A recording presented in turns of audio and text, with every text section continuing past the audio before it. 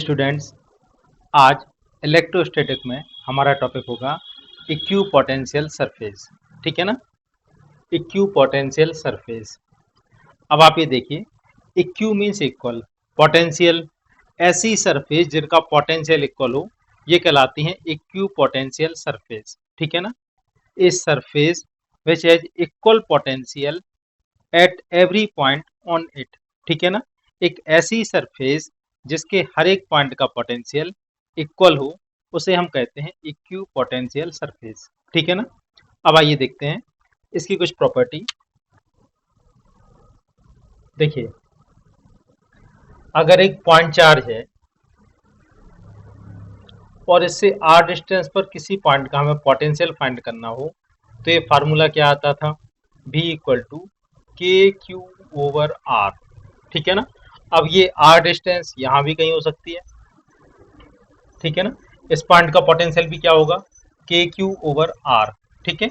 और इस तरह की जितने भी पॉइंट हैं जो आर डिस्टेंस पर हैं, अगर हम इन सारे पॉइंट्स को मिलाते हैं तो क्या बनेगा, इन सारे पॉइंट्स को मिलाते हैं जो इससे इक्वल डिस्टेंस पर हैं। ठीक है ना। तो इन सारे पॉइंट्स को मिलाने से क्या बनेगा, एक स्फीयर। ध्यान रखना, स्फीयर ना कि सर्किल, क्योंकि ये पॉइंट 3 डायमेंशन होगा। ये एक पॉइंट हो गया, इससे आर डिस्टेंस पर ये वाला पॉइंट, आर डिस्टेंस पर ये वाला पॉइंट, आर डिस्टेंस पर ये वाला पॉइंट, सारे पॉइंट आप मिलाएंगे तो ये क्या बनेगा, एक स्फीयर। ठीक है ना। और स्फीयर की जो सरफेस होगी वो क्या कहलाएगी, इक्यू पोटेंशियल सरफेस। सीबीएसई में इक्यू पोटेंशियल से रिलेटेड बहुत सारे क्वेश्चन पूछे जाते हैं, जिनमें मेनली जो क्वेश्चन होते हैं उसमें आपको इक्यू पोटेंशियल सरफेस के शेप को ड्रॉ करना और उसकी प्रॉपर्टी पर बेस्ड कुछ क्वेश्चन आते हैं। तो आइए सबसे पहले इक्यू पोटेंशियल सरफेस की कुछ प्रॉपर्टी देखते हैं। ठीक है ना। तो आप इसमें देखिए,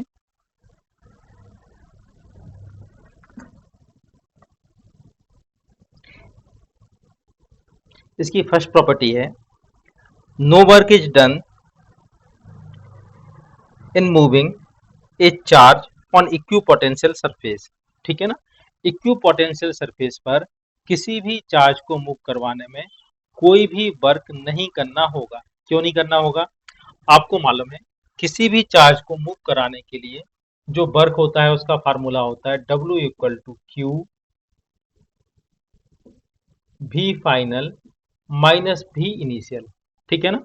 यहाँ पर Q कौन सा चार्ज है, जिस चार्ज को हम लोग मूव करवाते हैं। ठीक है ना। अब आप इसमें देखिए,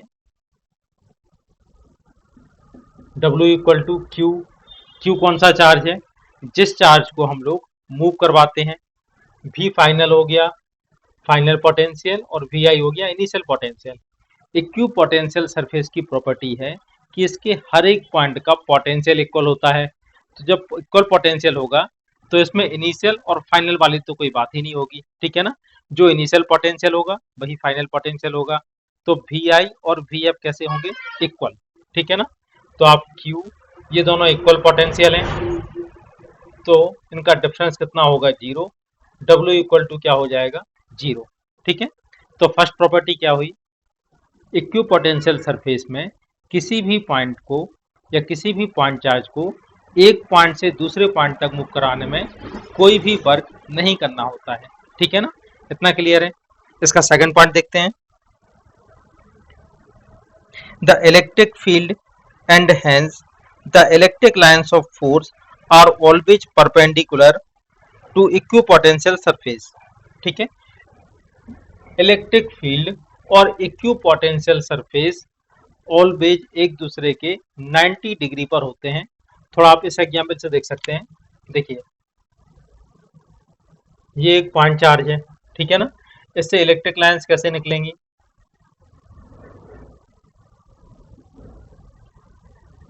कुछ इस तरह से। ठीक है। इलेक्ट्रिक लाइंस होती क्या है, यूनिट पॉजिटिव चार्ज को छोड़ देने पर वो जिस लाइन पर भी जाएगा वो लाइनें कहलाती हैं इलेक्ट्रिक लाइंस ऑफ फोर्स। ठीक है ना। अब आप ये देखिए, पॉइंट चार्ज के कारण इलेक्ट्रिक लाइंस का शेप इस तरह का होगा, और इक्विपोटेंशियल सरफेस कैसे होंगे,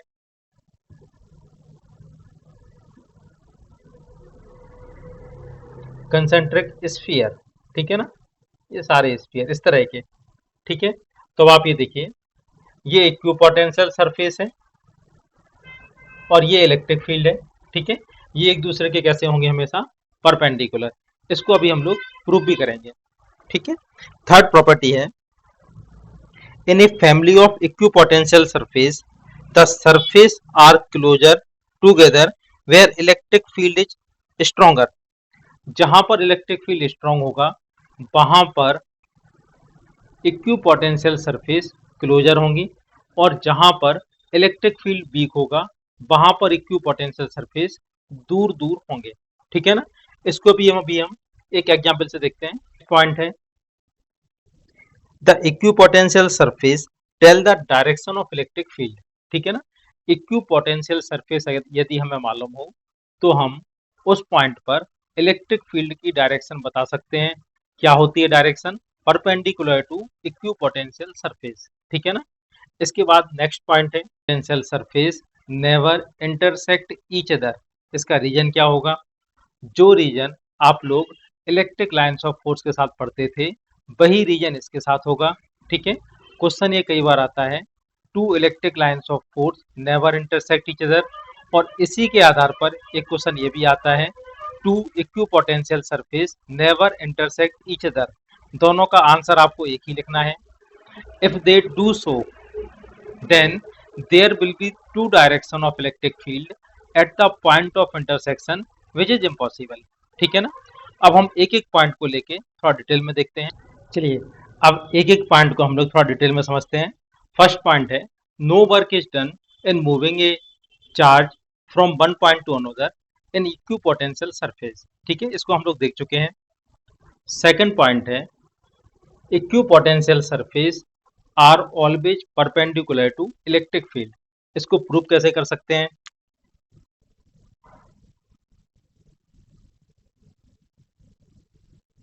देखिए एक पॉइंट चार्ज हो गया, इसके चारों तरफ इसका एक इलेक्ट्रिक फील्ड होगा,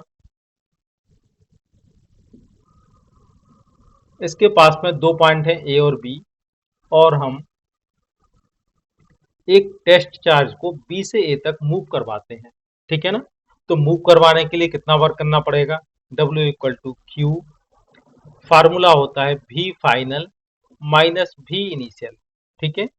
W इक्वल टू क्यू, यहाँ पर फाइनल पोटेंशियल क्या होगा? VA माइनस VB, ठीक है। Let it test charge Q not move from point B to A, ठीक है, और A से B तक की डिस्टेंस बहुत थोड़ी सी डिस्टेंस है dx, ठीक है। यहाँ तक बात समझ में आ रही है? इतना वर्क इसको मूव कराने में करना होगा। दूसरा फार्मूला हमें मालूम है, वर्क डन का फार्मूला क्या होता है? W equal to F D X cos, यहाँ पर एंगल कितना होगा? अभी हमें ये नहीं मालूम कि इलेक्ट्रिक फील्ड कैसा है और इक्विपोटेंशियल सरफेस कैसी है, तो हम यहाँ पर एंगल दोनों के बीच में लिखते हैं थीटा, ठीक है ना। एफ की वैल्यू क्या होगी? एफ की वैल्यू होगी Q naught E D X cos theta, ठीक है। इक्वेशन 1, इक्वेशन 2, दोनों इक्वेशन वर्क की हैं, दोनों को हम इक्वेट कर सकते हैं। Q naught V A minus V B equal to Q naught E D X cos theta, ठीक है। क्यू नॉट से क्यू नॉट कैंसिल हो गया। अब यदि ए और बी दो इक्विपोटेंशियल सरफेस हैं, ठीक है ना, ये केवल एक सिंबॉलिक डायग्राम है, इसको आप इस तरह से मत लीजिएगा कि ये जैसा बनाया है बिल्कुल उसी तरह से है, ठीक है ना। यदि ए और बी ये दोनों पॉइंट एक ही इक्विपोटेंशियल सरफेस पर होंगे तो दोनों का पोटेंशियल कैसा होगा? इक्वल, और अगर वी और वी भी इक्वल है तो दोनों का डिफरेंस होगा जीरो, ठीक है ना। जीरो इक्वल टू हो जाएगा ई डी एक्स कॉस थीटा, ठीक है ना। अब आप ये देखिए, यहाँ ई की वैल्यू तो जीरो पॉसिबल है नहीं, इलेक्ट्रिक फील्ड तो है, value of E does not equal to zero. dx की वैल्यू भी जीरो नहीं हो सकती है क्योंकि ये डिस्टेंस है और दोनों पॉइंट अलग अलग पोजीशन पर हैं, ठीक है ना। ये जीरो नहीं होगा, ये जीरो नहीं होगा, तो जीरो क्या पॉसिबल है? cos थीटा, ठीक है ना। कॉस थीटा की वैल्यू 0 है। यदि कॉस थीटा की वैल्यू 0 है तो थीटा इक्वल टू क्या होगा, 90 डिग्री। और ये एंगल किसके बीच में है, ई और डी एक्स। डी एक्स यहाँ पर क्या है, दो इक्वी पोटेंशियल सरफेस के बीच की डिस्टेंस। तो आप कह सकते हो इलेक्ट्रिक फील्ड और इक्वी पोटेंशियल सरफेस एक दूसरे के हमेशा परपेंडिकुलर होते हैं। ठीक है ना।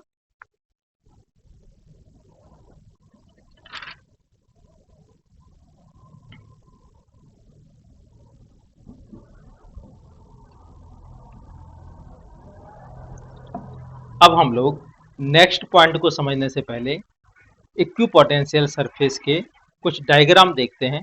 तो आइए सबसे पहले देखते हैं पॉइंट चार्ज के कारण इक्विपोटेंशियल सरफेस का शेप कैसा होगा। कुछ इस तरह का।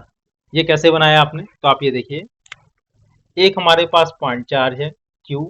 अगर ये पॉजिटिवली चार्ज पार्टिकल है तो इलेक्ट्रिक लाइंस कैसे होंगी, इससे दूर जाएंगी। ठीक है ना, इलेक्ट्रिक लाइंस इससे दूर जाएंगी। ठीक है। और इक्विपोटेंशियल सरफेस ऐसे पॉइंट जिनका पोटेंशियल बराबर हो वो क्या होंगे, के क्यू ओवर आर। ये हम लोग पहले भी देख चुके हैं। तो इस तरह के बहुत सारे स्फीयर, ठीक है ना, कैसे स्फीयर, कंसेंट्रिक स्फीयर, ठीक है ना, जिनके सेंटर एक ही हो, वो सारे स्फीयर ये कहलाएंगे इक्विपोटेंशियल सरफेस। इस स्फीयर के हर एक पॉइंट का पोटेंशियल इक्वल होगा। ठीक है ना, इस स्फीयर के भी हर एक पॉइंट का पोटेंशियल इक्वल होगा। और इलेक्ट्रिक फील्ड इक्विपोटेंशियल सरफेस के हमेशा परपेंडिकुलर होता है। ठीक है ना। इसके बाद अगर ये नेगेटिवली चार्ज पार्टिकल होता तो आप क्या करते, यहाँ पर सिर्फ एरो की डायरेक्शन चेंज हो जाती।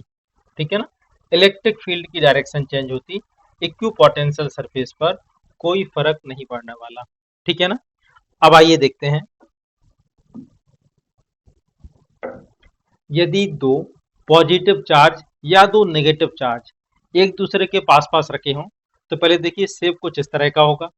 ठीक है ना। अब ये हम कैसे बनाते हैं, तो आप ये देखिए,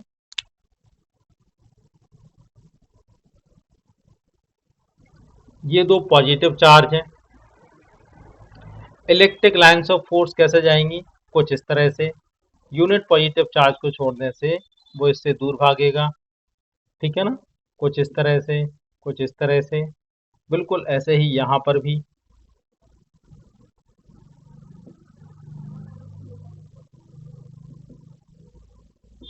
ठीक है, इस तरह का जो शेप होगा वो होगा इलेक्ट्रिक लाइंस ऑफ फोर्स का शेप। और इनके मिडिल पॉइंट पर अगर दोनों इक्वल चार्ज हैं तो मिडिल पॉइंट पर क्या होगा, इस मिडिल पॉइंट पर होगा न्यूट्रल पॉइंट। यहाँ पर इलेक्ट्रिक फील्ड की वैल्यू 0 होगी।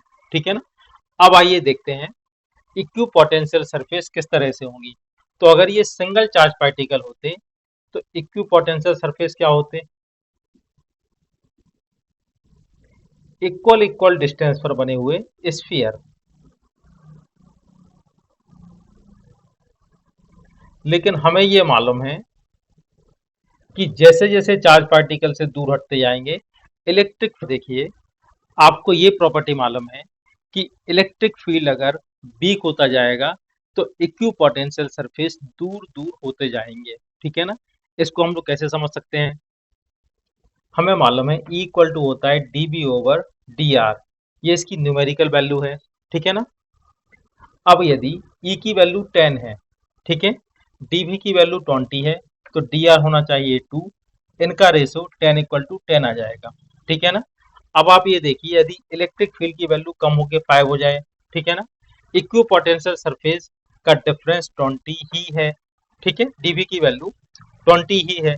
ये क्या है, दो इक्विपोटेंशियल सरफेस के बीच की डिस्टेंस। ठीक है ना। अब आप ये देखिए, r की वैल्यू हमें फिर क्या करनी पड़ेगी, यदि E की वैल्यू 5 हो जाती है, dV की वैल्यू 20 ही है, यानी दो दो इक्विपोटेंशियल सरफेस का डिफरेंस कितना है, 20। ठीक है, तो R की वैल्यू हमें क्या करनी होगी, बढ़ानी होगी। R की वैल्यू जब हम बढ़ा देंगे तभी ये वैल्यू 5 आएगी। ठीक है ना। तो इसका मतलब क्या हुआ, जैसे जैसे इलेक्ट्रिक फील्ड की वैल्यू इससे दूर जाने पर कम होती है तो इक्विपोटेंशियल सरफेस की स्पेसिंग बढ़ती जाती है। इसका मतलब क्या होगा, ये जो स्फीयर है ये यूनिफॉर्म ना होकर ये किस साइड शिफ्ट होता जाएगा, ये यहाँ से कम होकर इस साइड शिफ्ट होता जाएगा। और ऐसे ही ये वाला स्फीयर, ठीक है ना, ये वाला स्फीयर भी, ये स्पेसिंग यहाँ कम होती जाएगी, ये स्पेसिंग बढ़ती जाएगी। आप इस डायग्राम में इसको समझ सकते हैं, ठीक है ना। अब इसके बाद देखिए, अगर हमारे पास एक डाइपोल है, ठीक है ना, एक पॉजिटिव चार्ज है और एक नेगेटिव चार्ज है, ठीक है। तो अब आप ये बताइए, इलेक्ट्रिक लाइंस ऑफ फोर्स ये किस तरह से होंगी, ये प्लस से निकलेंगी, माइनस पर जाएंगी, कुछ इस तरह,